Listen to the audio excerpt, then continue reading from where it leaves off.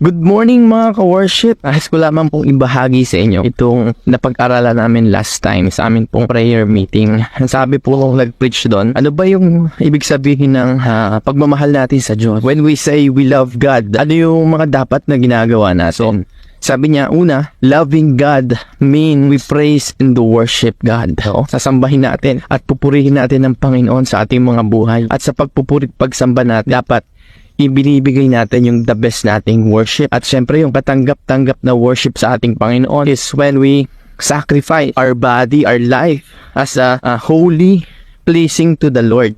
Pangalawa, ang sabi niya, when we love God, we put God first. Siya yung mauuna sa lahat ng bagay sa ating buhay, sa lahat ng ating mga gagawin, mga magiging desisyon, dapat ang laging una. At ang pangatlo, when we love God, we desire Him more. Dapat yung desire ng puso natin ay laging makaniig ang presence ng ating Panginoon. Ibig sabihin, yung mga makamundong desire natin, napapalitan na ng mga desire ng mga kalangit.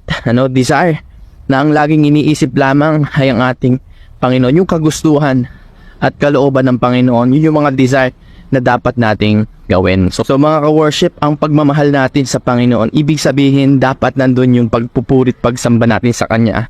Siya lang yung inuuna at siya yung laman ng ating mga puso. Siya yung desire natin.